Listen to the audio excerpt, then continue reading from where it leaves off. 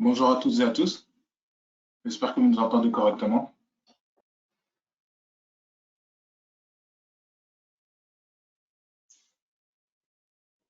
Donc, bienvenue sur ce webinaire proposé par le CSTB Formation qui a pour thème les pathologies du bâtiment. Vous êtes très nombreux à vous être inscrits et à participer à ce webinaire et nous vous en remercions.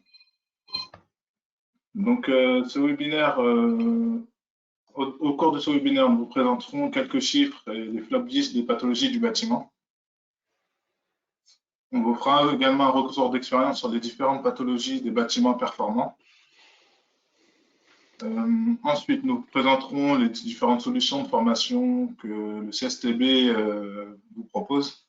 Et enfin, on terminera par un temps d'échange pour répondre à toutes vos questions. Merci pour les personnes qui ont confirmé que vous nous entendez parfaitement. Par rapport au webinaire, on a désactivé vos micros étant donné que vous êtes très nombreux. Par contre, on vous laisse la possibilité de poser des questions. Normalement, vous avez un outil qui vous permet de poser des questions. Donc, tout au long du webinaire, n'hésitez pas à poser vos questions et on y reviendra en fin de webinaire pour essayer de répondre au maximum à vos questions.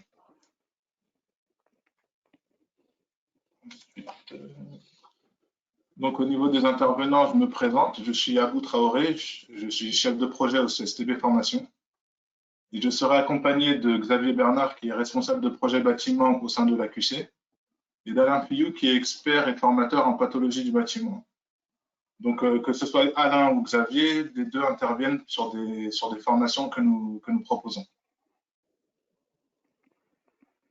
Donc, avant de commencer par les quelques chiffres et le flop 10, j'aimerais vous faire participer en vous demandant de répondre à une première question.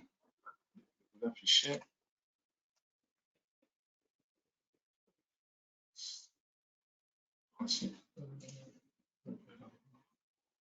Donc, en principe, vous devez avoir à votre écran la première question qui est, selon vous, la manifestation de désordre la plus courante est liée à soit la condensation, un défaut d'étanchéité à l'air, la sécurité incendie ou un défaut d'étanchéité à l'eau.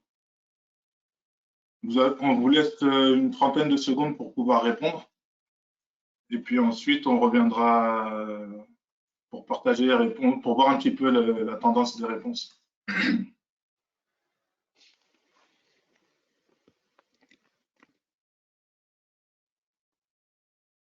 Donc, selon vous, la manifestation de désordre la plus courante est liée à la condensation, un défaut d'étanchéité à l'air, la sécurité incendie ou un défaut d'étanchéité à l'eau. Donc, on attend encore quelques réponses et puis ensuite, je partagerai les résultats.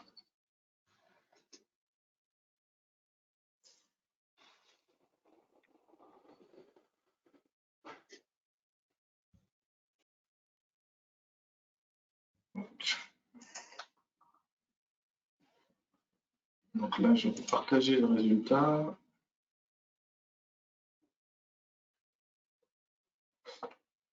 Donc, vous êtes 35% à avoir répondu que ce serait la condensation qui serait la manifestation de désordre la plus courante.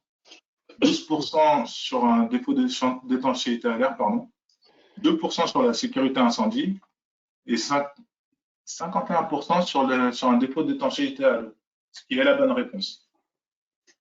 Donc, pour aborder tous ces chiffres, je propose de passer la main à Xavier Bernard de l'AQC qui vous expliquera davantage les statistiques liées à la pathologie et puis le flop 10 des différentes pathologies existantes. Bernard, si tu veux bien prendre la main. Merci, Monsieur Traoré. Donc, Xavier Bernard de l'agence Qualité Construction. Comme à l'écran, il s'affiche le diaporama à bout. Voilà. Alors l'agence qualité construction, c'est une agence très rapidement hein, créée par les pouvoirs publics suite à la loi Spinetta de 1978, les pouvoirs publics qui ont enjoint les acteurs de la construction à mettre en place des actions pour réduire la pathologie de la construction. Donc on répond à une mission d'intérêt général et vous voyez à l'écran s'afficher les partenaires de l'AQC. Je ne vais pas tous les citer, il y en a 47. C'est architectes, bureaux d'études, bureaux de contrôle, les entreprises de construction, et puis également de la maîtrise d'ouvrages publics, voilà, ainsi que des centres techniques dont le CSTB, bien entendu, fait partie. Alors, lorsque l'AQC travaille, elle travaille avec tous ses partenaires et ça permet, lorsqu'on sort des productions, d'avoir des documents validés par l'ensemble des partenaires de l'AQC. Donc, et c'est les éléments que l'on a pour travailler, ce sont les assureurs qui sont également les financeurs de l'AQC qui nous envoient leurs statistiques de dommages ouvrages sur la période décennale. Donc c'est à partir de ces statistiques qui permettent d'analyser un peu le marché et les tendances des pathologies qui permettent notamment d'outiller les choix des membres de l'AQC sur les travaux à effectuer. Donc ces éléments, je vais vous en présenter quelques-uns. On sort le service de l'observatoire, sort un observatoire tous les ans des 10 principales pathologies que l'on peut retrouver dans le secteur de la construction. Alors, dans le premier sondage, dans le petit sondage que vous avez fait, que vous ayez répondu étanchéité à l'eau ou l'humidité, finalement, on se rend compte que le problème principal dans le bâtiment, c'est l'humidité, qu'elle soit sous forme de vapeur ou qu'elle soit sous forme liquide. Vous le voyez là à l'écran, les principales pathologies, c'est les défauts d'étanchéité à l'eau hein, pour 60%. La colonne bleue, c'est la période 2007-2017 et la colonne rouge, c'est 2018-2020. Hein, donc on note une accélération un peu, c'est une période courte, une accélération des pathologies sur les défauts d'étanchéité par rapport à la période longue de 2007-2017. Je vais ensuite vous présenter les flop 10 dans 3 domaines, dans la maison individuelle, le bâtiment collectif et puis le petit tertiaire. Alors, sur la maison individuelle, vous avez 2 parties. La partie à gauche, c'est la partie à gauche, c'est répartition par effectif et la partie de droite, c'est la répartition en coût total. Alors, c'est important d'avoir ces 2 éléments parce qu'on se rend compte que lorsque, hop, attendez, j'ai agrandi, entre la partie de gauche et la partie de droite, il y a des changements. Alors avant d'y revenir, il y a 4 colonnes. Pour moi, les colonnes les plus importantes, c'est les colonnes jaunes et rouges. La colonne jaune, c'est comme je le disais tout à l'heure, c'est la période longue 2010-2020 et la colonne rouge, c'est 2018-2020. C'est-à-dire que la colonne rouge, elle montre un peu une accélération des phénomènes. Lorsque la colonne rouge est plus grande que la colonne jaune, on est sur une accélération sur les 2 dernières années de l'effectif des sinistres liés à l'item concerné. Et quand à l'inverse, la colonne rouge est plus courte que la colonne jaune, ça veut dire qu'on est plutôt sur une décélération puisque la sinistralité sur la période décennale était plus importante. Alors, en effectif, on voit qu'en maison individuelle, on est sur des revêtements de sol intérieur, qui est la première thématique de sinistralité en termes d'effectifs, en termes de nombre. Hein. On voit ensuite que les réseaux d'eau intérieurs au bâtiment, eux, sont listés sur la cinquième marche, je dirais, du podium. Et puis, donc là, vous avez les 10 principaux. Lorsque l'on passe en répartition par coût total, vous remarquez que fondation superficielle apparaît en deuxième ligne, alors que ça n'était pas, ça n'apparaissait même pas, je dirais, dans le flop 10. Alors la raison est simple, c'est que vous avez en effectif, vous en avez peu, donc ils apparaissent pas dans le flop 10, mais l'ampleur des travaux étant tellement importante qu'en pourcentage du coût total, ils apparaissent en deuxième ligne. Hein, donc on voit, c'est probablement l'item le plus significatif de l'observatoire. On peut y ajouter, vous verrez en bas, à partir du bas, mur enterré et de soubassement, qui pareil était un item qui n'apparaît pas dans le flop 10 et qui pour autant apparaît ici dans la partie du coût total. Donc si on fait fondation plus mur enterré, vous voyez que les problématiques des infrastructures est assez pathogène pour la maison individuelle. Et on observe ensuite, mais de façon assez mineure, vous voyez que revêtement de sol intérieur qui était en effectif en première ligne reste en première ligne sur le coût total, mais que vous avez des éléments qui varient un petit peu. Couverture en petits éléments qui étaient en deuxième ligne se retrouvent en quatrième ligne pour ce qui concerne la répartition du coût total. Donc cet exercice un peu de comparaison entre effectif et coût total, on va le refaire également sur la suite, sur le petit, c'est le petit collectif qui doit maintenant apparaître. Voilà, le logement collectif. Donc, sur le logement collectif, pareil, page de gauche, répartition en effectif, page de droite en coût total. La colonne rouge qui montre une accélération des problématiques par rapport à la période longue, parce que c'est une période courte, alors que la colonne jaune qui est sur une période longue de 10 ans.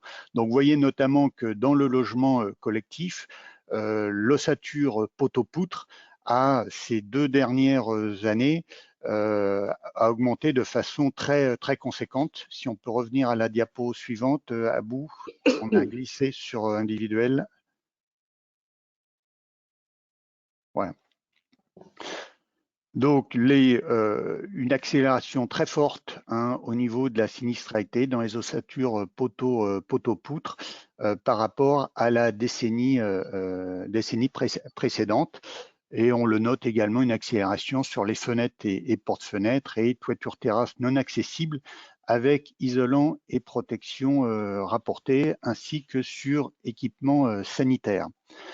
Quand on passe sur la partie répartition du coût total, eh bien là, on a plus le même phénomène que pour la maison individuelle qui a une grosse problématique de pathologie sur les infrastructures. On a quand on compare le tableau de gauche avec le tableau de droite, quelques mouvements, les revêtements de sol intérieur qui sont revenus en première position alors qu'ils l'étaient en pourcentage d'effectifs en deuxième, et apparaît tout en bas les réseaux extérieurs au bâtiment qui ne figurent pas dans le flop 10 des effectifs, mais qui apparaît ici dans le flop 10 du coût total. On peut passer maintenant au tertiaire. statistiques sur les locaux d'activité. Donc, dans les locaux d'activité, donc même phénomène, colonne rouge, l'accélération sur 2 ans, et puis la colonne orange, les valeurs sur 10 ans. On voit que fenêtres et porte-fenêtres sont en accélération comme ça l'était dans le collectif. Et puis toiture terrasse non accessible avec isolant et protection rapportée qui augmente de façon très significative par rapport sur les 2 dernières années par rapport à la décennie. Hein. En pourcentage de coût total, il n'y a pas de nouveaux venus dans cette liste-là. On reste sur les mêmes. À noter tout en bas en deuxième, toiture terrasse non accessible avec isolant et étanchéité autoprotégée, qui par contre descend de façon significative par rapport à son classement de la colonne précédente. Puisqu'il était en 3e position et se retrouve en 9e. Donc en termes de coût, il a un impact coût beaucoup plus réduit. Et puis bon, on note des variations, parfois à la hausse, parfois à la baisse. Il n'y a que réseau d'eau intérieur du bâtiment qui reste stable entre le pourcentage d'effectifs et le pourcentage des coûts.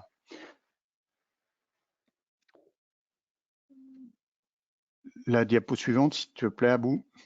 Donc, ces éléments que je viens de vous indiquer, vous les retrouvez dans la version 2021 de l'Observatoire que vous pouvez télécharger sur le site de l'AQC.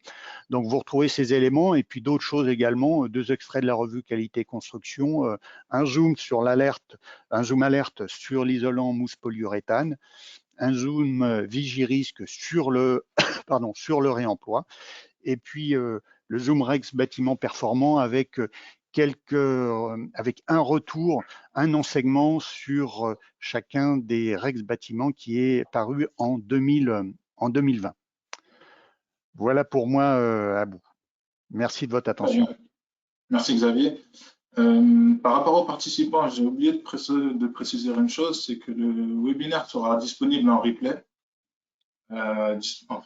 pour tous les participants, et la présentation vous sera bien envoyée en fin de webinaire. Parce que je sais que certains ont apparemment des soucis pour voir les graphiques qui ont été présentés, mais ne vous inquiétez pas, la présentation vous sera bien envoyée de façon à ce que vous puissiez voir davantage ce qui était présenté. Alors, s'il y en a qui ont des soucis effectivement pour visualiser, parce que vous pouvez aller sur le site de l'AQC, télécharger le guide de l'Observatoire, et puis à ce moment-là, vous pourrez les agrandir comme vous le voulez, puisque c'est extrait directement de la publication. Très bien. Donc, avant de passer à la suite, je vous propose de participer à nouveau en vous posant une seconde question. Il devrait s'afficher. Voilà. Donc, la question est, quel facteur impacte la performance énergétique des bâtiments? Les facteurs physico-chimiques, les facteurs organiques et biologiques, ou bien les 2 types de facteurs? Donc, pareil, on vous laisse 30 secondes pour pouvoir répondre.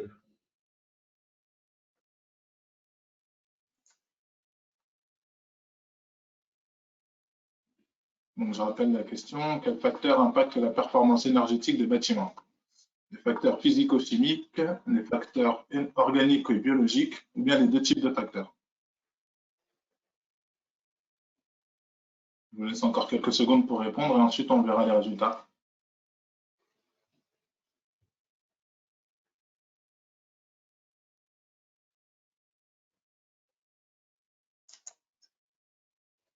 Donc, merci pour votre participation. Je vous propose de voir les résultats ensemble. Donc, vous êtes 21% à penser que ce sont les facteurs physico-chimiques, 9% sur les facteurs organiques et biologiques, et 69% à penser que ce sont les 2 types de facteurs qui impactent la performance énergétique des bâtiments. Et la bonne réponse, ce sont bien les 2 types de facteurs. Donc, pour voir tout cela, je vous propose à Alain de vous présenter un retour d'expérience sur les pathologies des bâtiments performants. Merci Aboud.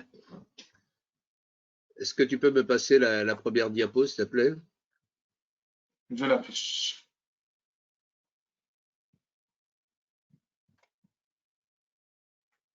C'est parti. Merci. Alors tout d'abord, si vous me le permettez, avant de rentrer dans et de compléter ce qui vient d'être dit au travers du sondage, puisqu'il y a d'autres facteurs que je vous indiquerai tout à l'heure qui interviennent également dans la performance énergétique. Bon, de quoi allons-nous parler? On va parler de bâtiments performants, mais sur le plan énergétique. Alors sur le plan énergétique, la performance énergétique du bâtiment, bon, ça caractérise en gros la quantité d'énergie consommée par un bâtiment. Alors, il y a différents objectifs qui sont sous-tendus. Réduire les consommations des bâtiments, réduire les émissions de gaz à effet de serre, ce sont des choix politiques qui ont été pris il y a maintenant de nombreuses années et qui nous engagent régulièrement, et c'est ce que vous pouvez voir au travers de la démarche réglementaire française, d'aller vers des bâtiments peu performants sur le plan énergétique dans les années précédant les premiers chocs pétroliers, jusqu'à aujourd'hui, et quand je dis aujourd'hui, c'est à partir de l'année prochaine, ce que l'on va avoir l'habitude d'appeler les bâtiments à énergie positive. Alors, cette consommation d'énergie, elle dépend de deux choses. Il y a deux leviers sur lesquels on peut intervenir pour faire des bâtiments performants sur le plan énergétique. Ce sont les deux leviers réglementaires. Il n'y a pas de secret, c'est le bâti.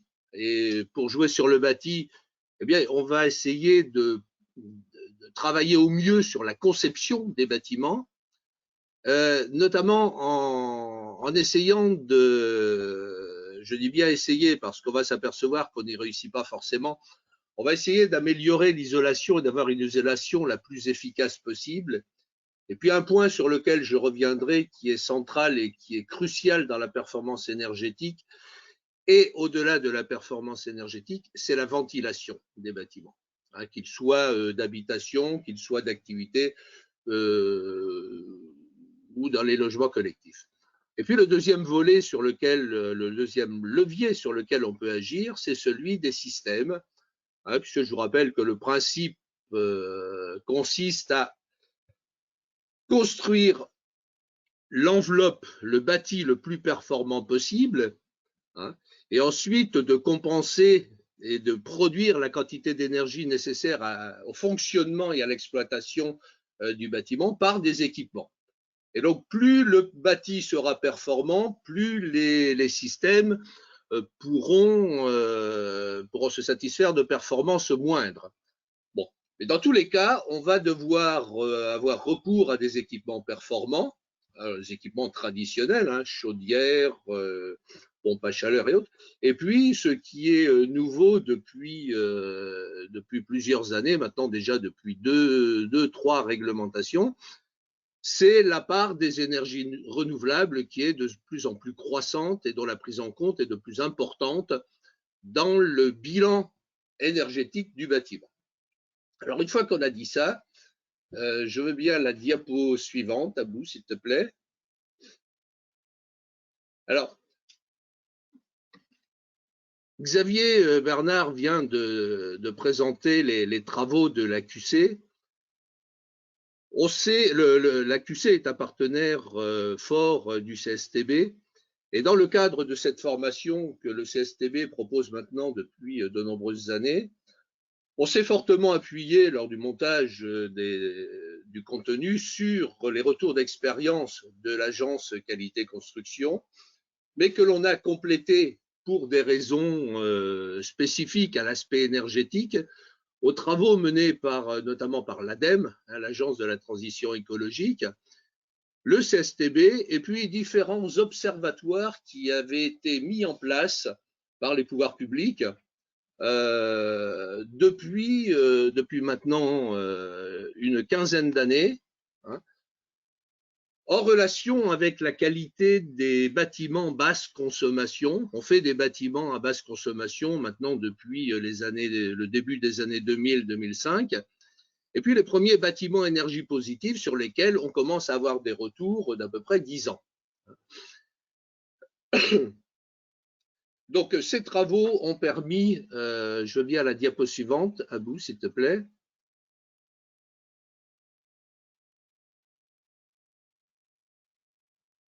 Alors, ces travaux ont permis de mettre en évidence et de confirmer ce que Xavier Bernard vient de présenter dans les pathologies des bâtiments de toute nature. Lorsqu'on se focalise sur la performance énergétique, on s'aperçoit qu'il y a peu de risques nouveaux, que les désordres que l'on constate sur une période d'à peu près 10 ans, un recul de 10 à 15 ans, les désordres sont connus. Ce qui est remarquable avec les bâtiments performants, c'est l'amplification des désordres et leur apparition beaucoup plus rapide. En gros, les désordres que l'on constate aujourd'hui sur des bâtiments performants sur le plan énergétique sont des désordres que l'on observait en général au bout de quelques années d'exploitation des bâtiments. Allez, soyons gentils, disons 5 à 10 ans.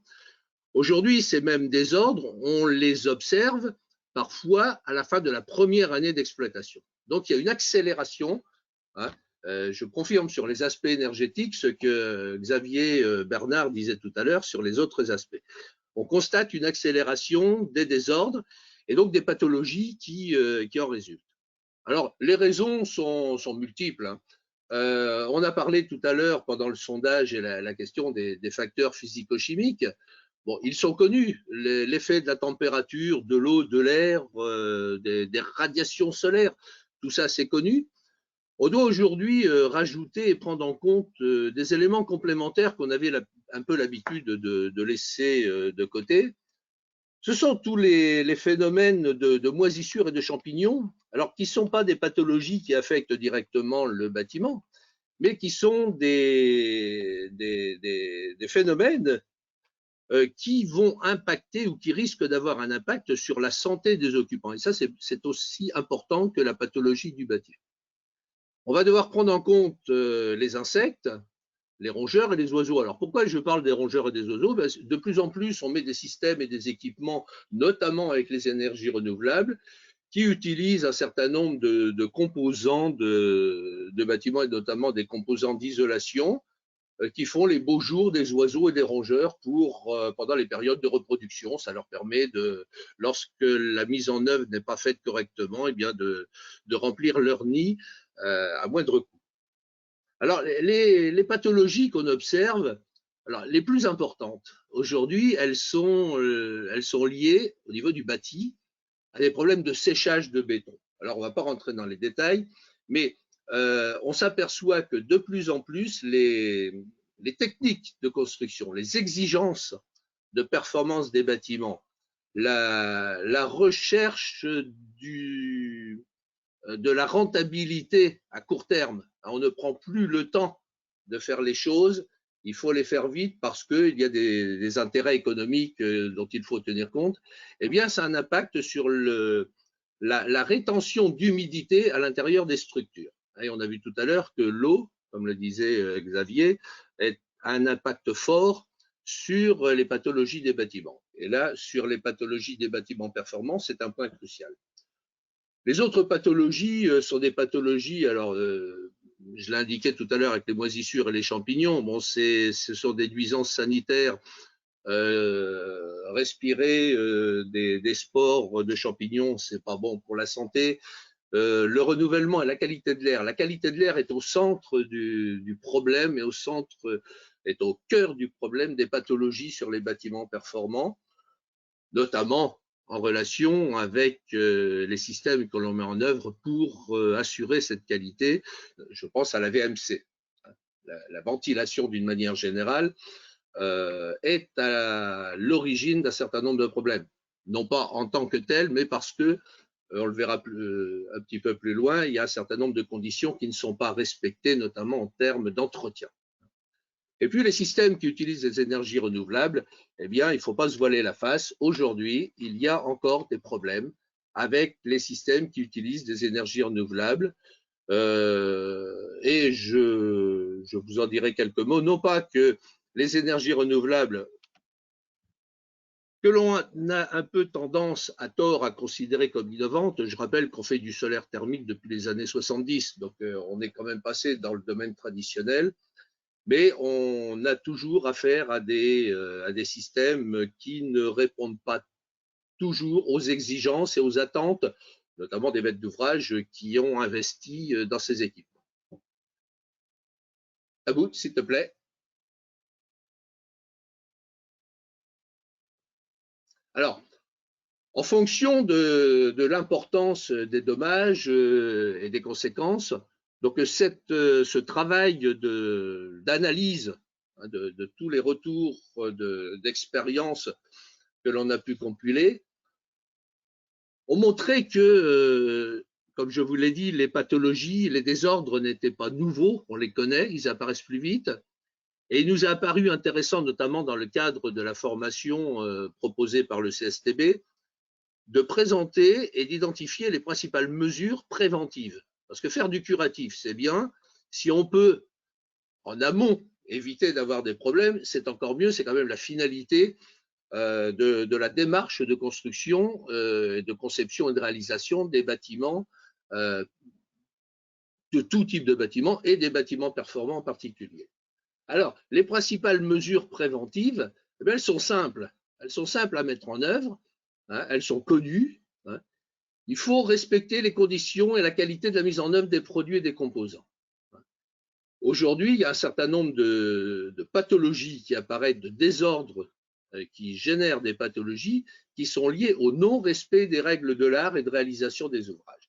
Et ça, c'est pas normal. C'est pas normal que depuis 10 ans, 15 ans, malgré tout ce qui est fait au niveau des pouvoirs publics, malgré toutes les formations qui sont dispensées sur ce sujet, il n'y a pas que le CSTB qui en fait, eh bien, il y a toujours ce défaut dans le respect des règles de l'art et de réalisation des ouvrages. Et Xavier Bernard me corrigera si je dis des bêtises, mais un petit problème relatif au non-respect d'une règle de l'art peut avoir des conséquences en cascade sur la pérennité d'un ouvrage ou d'une partie d'ouvrage et générer des désordres et des pathologies beaucoup plus importantes. C'est le problème des infiltrations d'eau en particulier. Et c'est quelque chose, si je parle des infiltrations d'eau, c'est parce que ce sont des choses qui sont encore observées sur certaines installations qui utilisent des énergies renouvelables. Alors, l'autre élément important, c'est celui de la conduite des équipements. Excusez-moi pour la faute, il y en a plusieurs, et l'exploitation des ouvrages. Il faut prendre en compte le fait qu'on a des conditions d'exploitation qui diffèrent un petit peu de ce qu'on avait l'habitude de faire précédemment. Je vais vous prendre un exemple qui va peut-être vous choquer, mais on parle, Xavier Bernard, et vous l'aviez signalé tout à l'heure, parlait de la vapeur d'eau. Eh bien, aujourd'hui, avec les bâtiments performants, il est de bonnes règles tous les matins d'ouvrir les fenêtres des chambres pour aérer, pour renouveler l'air. Hein. Alors ça peut paraître complètement contradictoire avec l'optimisation de la performance énergétique. Hein. Si on ouvre les fenêtres, peut-être qu'on va consommer de l'énergie un peu plus, mais si vous n'ouvrez pas, si vous n'aérez pas, si vous ne renouvelez pas correctement l'air des bâtiments, eh bien, par exemple, vous allez avoir des phénomènes de condensation, des phénomènes de moisissure, et ça va induire des dégradations en cascade. Et puis, en fait, le dernier élément sur lequel on peut agir, et c'est quelque chose qu'il est un peu difficile de faire passer dans l'esprit des gens, dans l'esprit des maîtres d'ouvrage, dans l'esprit des occupants, c'est celui de l'entretien et de la maintenance des systèmes et des équipements.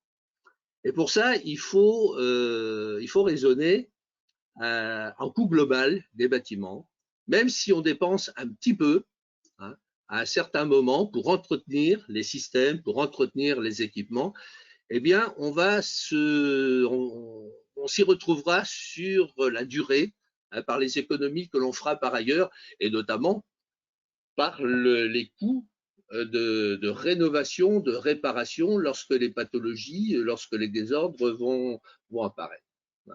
Je vais vous prendre un exemple qui est classique. Aujourd'hui, je vous ai parlé de la qualité de l'air. Eh bien, prenons l'exemple de l'AVMC. La ventilation est au cœur du renouvellement d'air dans les bâtiments, quel qu'il soit. De plus en plus, pour de la performance énergétique, on essaie de récupérer sur l'air extrait des bâtiments de l'énergie pour faire des économies et réinjecter cette énergie récupérée à l'intérieur des bâtiments. Eh bien, d'une part, avec les conditions de pollution externe, alors je parle de pollution, je parle de poussière, je parle de pollen, je parle d'insectes, il se trouve que les systèmes de renouvellement d'air devraient être maintenus et entretenus au moins tous les ans. Il faut nettoyer les bouches, il faut nettoyer les filtres. Pourquoi? Parce que si on ne nettoie pas les bouches et les filtres, on n'a plus le débit d'air nominal tel qu'il était prévu par les bureaux d'études, tel qu'il était demandé et imposé par la réglementation. L'air est de moins bonne qualité et d'autre part, si on dimensionne des équipements énergétiques sur la base théorique d'une quantité d'énergie qu'on peut récupérer sur l'air extrait, eh bien s'il n'y a pas le débit, il n'y a pas la quantité d'énergie et puis c'est un système qui tourne en rond. Donc, mauvaise performance énergétique, apparition de nouvelles pathologies, etc. Donc, ce sont des systèmes en cascade. Donc, les règles préventives à mettre en œuvre en amont, c'est, je répète, qualité de la mise en œuvre, conduite des équipements, entretien et maintenance. Si on ne fait pas ça, on s'expose à avoir des problèmes dès que le bâtiment est remis dans les mains de l'occupant. C'est ce qui sort de tous ces travaux et de tous ces retours d'expérience. Une dernière diapo, s'il te plaît, Abou. Et à plus. C'est fini. Non, je pense qu'on est arrivé au bout de ta présentation, Alain. Merci. Donc, avant de passer aux solutions de formation proposées par le CSTB, je vous invite à participer de nouveau en répondant à une nouvelle question. Il va s'afficher.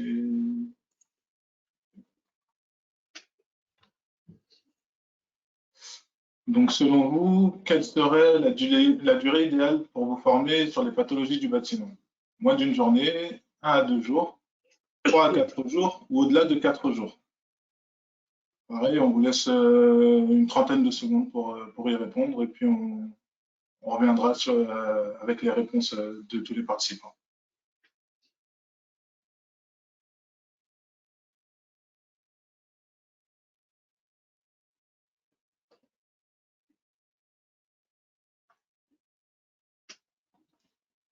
Donc, on va passer à vos réponses.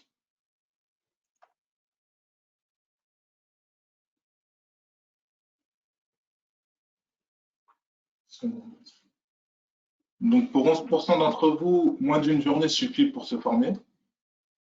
Pour 52% d'entre vous, ce serait plutôt 1 à 2 jours de formation. Pour 27%, 3 à 4 jours.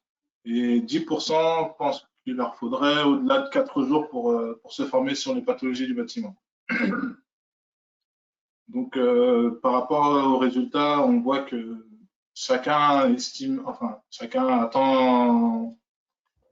a des besoins en formation assez divers, notamment en termes de durée. Donc, au niveau du CSTB formation, on essaie de diversifier notre offre en proposant des formations sur un large spectre touchant les pathologies du bâtiment. Donc, on va avoir déjà dans un premier temps des formations d'entrée qui sont liées à l'identification des principales pathologies. Donc, on va avoir une formation de 2 jours sur les principales pathologies du bâtiment, qui traiteront notamment des fondations, de l'enveloppe, mais également des risques juridiques associés. Et puis, en parallèle, on a une classe virtuelle qui est proposée sur 3 heures. Donc, pour précision, toutes les petites pastilles en vert, ce seront uniquement des classes virtuelles. Les autres formations sont dispensées soit généralement en présentiel, soit en format mixte, c'est-à-dire en présentiel avec des personnes à distance, et également en possibilité en classe virtuelle. Donc, on a également la classe virtuelle qui est spécifique aux gestionnaires de patrimoine pour l'identification des principales pathologies, qui est d'ailleurs animée par Xavier. D'ailleurs, je ne sais pas si tu veux en toucher un mot, Xavier, sur cette formation-là.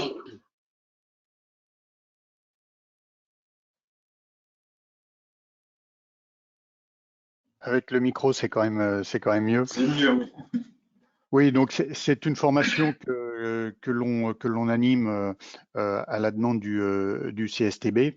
On s'appuie bien entendu sur les publications que nous réalisons à l'AQC et notamment le classeur fiche pathologie bâtiment qui est réalisé en partenariat avec notre partenaire, la Fondation Excellence SMA, qui répertorie 75 fiches de sinistralité avec les diagnostics et ensuite les bonnes pratiques pour réduire un peu cette problématique de la sinistralité sur chacun de ces 75 thèmes.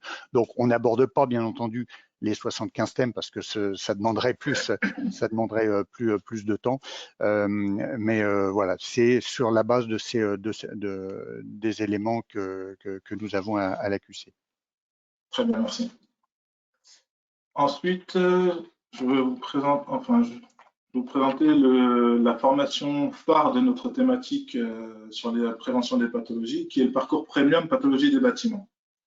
C'est un parcours composé de différentes formations sur une durée de 4 jours qui aborde notamment les principales pathologies, les pathologies liées à l'humidité et également les pathologies des bâtiments performants dont Alain vient de vous faire une petite présentation précédemment.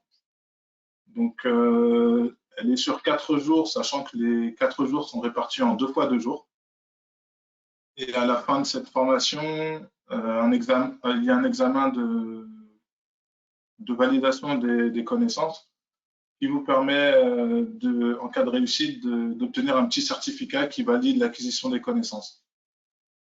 Donc, c'est un parcours qui est assez apprécié par les experts construction, les experts assurances, les experts judiciaires également, mais aussi les architectes.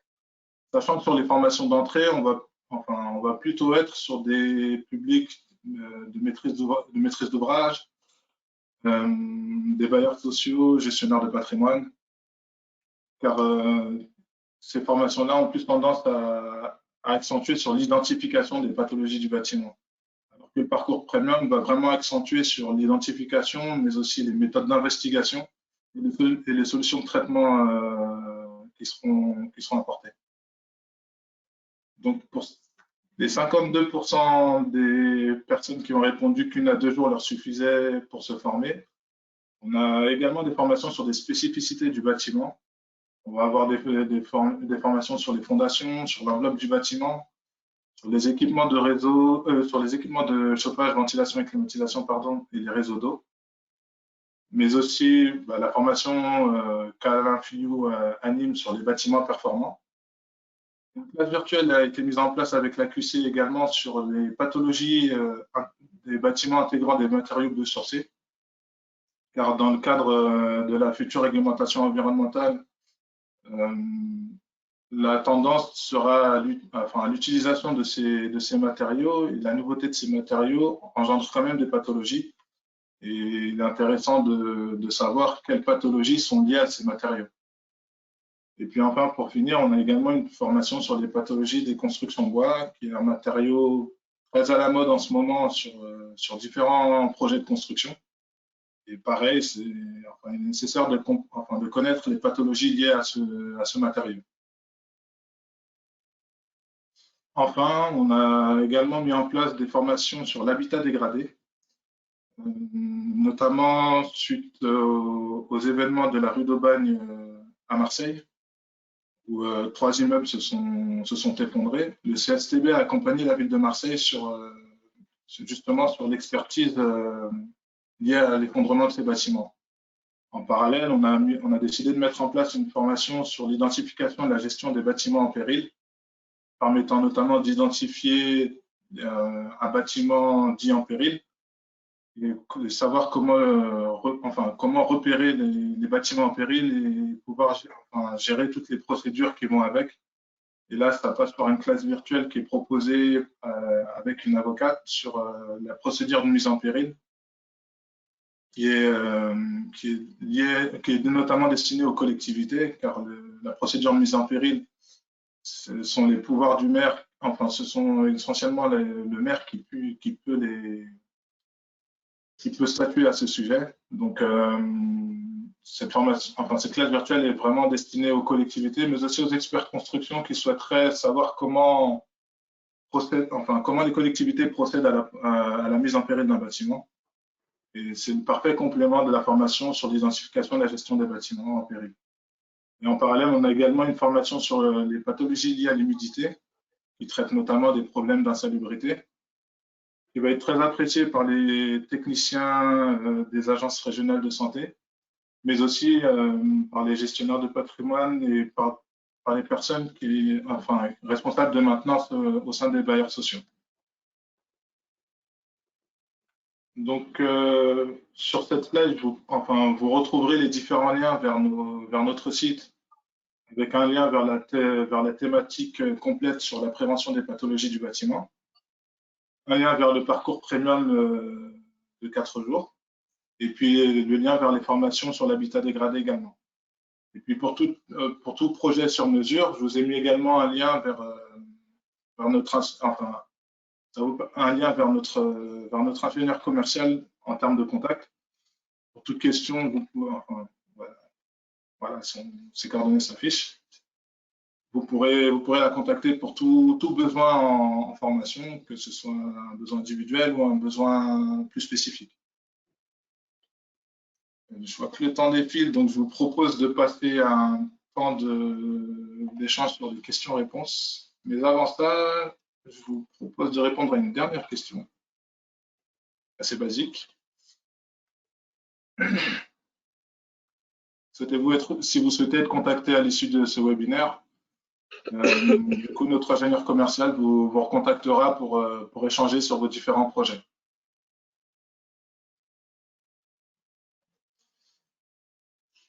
Donc, maintenant, je propose de passer aux questions avec une première question sur qui est la suivante. Les sinistres liés au revêtement de sol concernent-ils essentiellement le carrelage et quelles en sont les causes? Peut-être que Bernard, tu pourrais. Oui. Pardon, Xavier, tu pourrais répondre sur le sujet. Ok.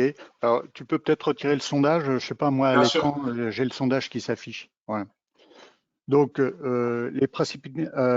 écoutez, dans les statistiques que je vous ai mis, d'ailleurs, ça permet de répondre à une autre question que j'ai vue sur les petits chiffres qui apparaissent à droite. Les petits chiffres, c'est les références sur les catégories de sinistres. Les sinistres sont classés par catégorie. Et de ces catégories-là, il y a des sous-catégories. Donc là, on vous a mis la catégorie générale sans faire de distinction avec des sous-catégories. Donc, dans les revêtements de sol intérieurs, si on va plus loin, donc c'est le code 74, si on va plus loin dans la déclinaison du code 74, on trouvera les sols souples, le carrelage et d'autres éléments que je vous ai pas mis là. Donc j'ai pas sorti le détail, si vous voulez, de chacun des items, mais quand on va un peu plus loin, on a effectivement plus de détails sur la sinistralité de chacun des thèmes, ce qui permet d'orienter les travaux des membres de l'AQC sur les priorités à faire. Il y avait une question aussi, j'ai vu, sur les ossatures poteaux-poutres. Donc là encore, il y a les sous-catégories structure bois et béton, mais je vous ai mis la globalité des structures poteaux-poutres, je dirais tout matériau confondu, puisqu'il y a également en poteaux-poutres, vous avez également la structure métallique. Voilà ce que je peux. D'accord, je propose de passer sur notre question, plutôt à destination d'Alain. Donc, quelle est la part des énergies renouvelables dans les bâtiments construits récemment? Dans quel sens la part des énergies renouvelables? C'est pas la précision. Aujourd'hui, la réglementation impose de prendre en compte les énergies renouvelables depuis la RT 2012 et déjà avant. Il y a eu un grand changement réglementaire que vous n'avez peut-être pas perçu avec la réglementation, la RT 2012, c'est que précédemment, la réglementation imposait des résultats. Depuis la RT 2012, il y a une obligation de moyens et les énergies renouvelables font partie, dans certains domaines, notamment dans le résidentiel, des obligations de moyens à mettre en œuvre pour valoriser d'une part l'énergie produite localement et puis d'autre part pour réduire les consommations d'énergie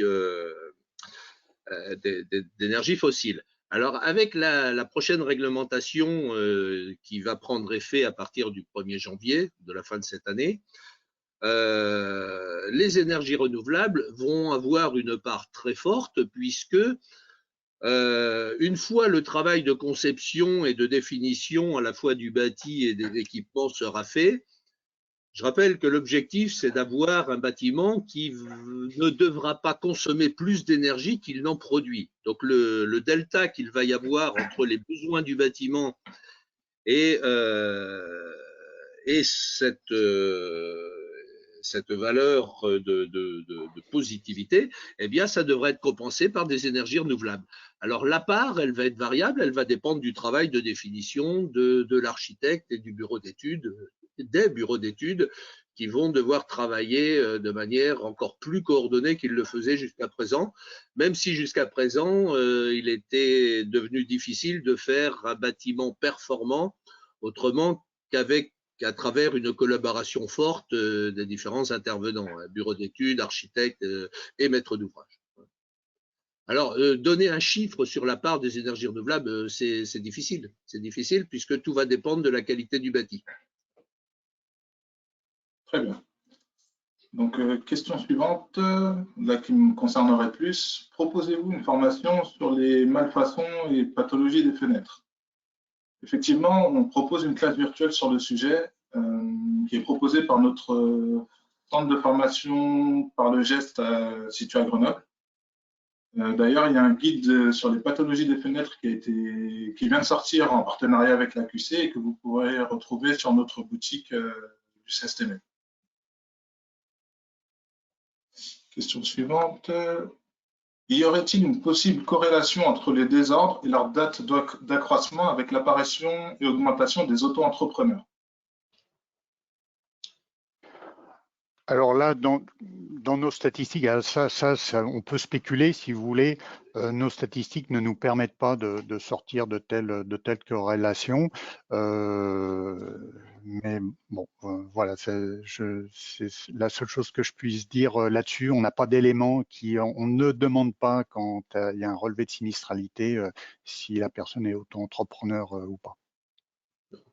Je veux bien faire un petit commentaire en complément de ce que Xavier vient de dire. Et j'ai l'habitude de faire de la provocation, notamment dans le cadre des formations, parce que j'aime que les gens réagissent. La question que vous venez de poser relativement aux auto-entrepreneurs, on pourrait la poser relativement à l'apparition des aides de l'État.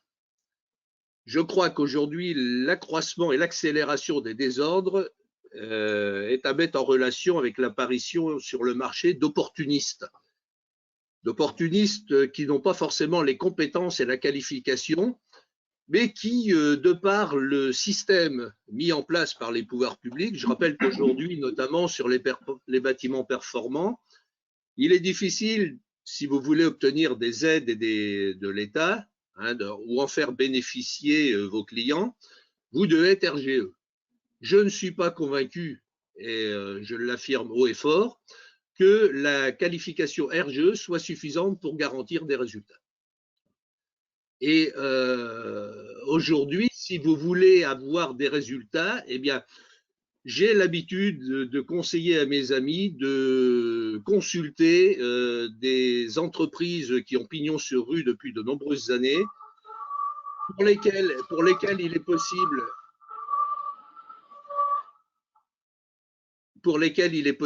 de constater, de vérifier le savoir-faire et la compétence au travers des réalisations, plutôt que de prendre un annuaire ou une base de données sur Internet et d'aller à la pêche à la ligne, simplement sous le couvert d'une étiquette RGE. Et je crois que la Cour des comptes a commencé à mettre le doigt sur le sujet, à constater qu'il y avait un problème. Il y a un trou dans la raquette qu'il va falloir combler rapidement. Je le répète, je l'ai dit tout à l'heure, il est inadmissible que depuis 15 ans, et compte tenu des mesures que l'on a identifiées, il n'y a rien de nouveau. Donc, si les désordres s'accélèrent, ça vient de quoi? Ça vient d'un défaut de qualification et de compétence de ceux qui mettent en œuvre. On n'a pas de problème de conception, on a des produits de qualité.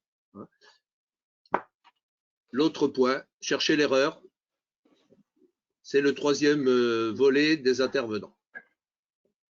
Et c'est là où il faut se poser des questions.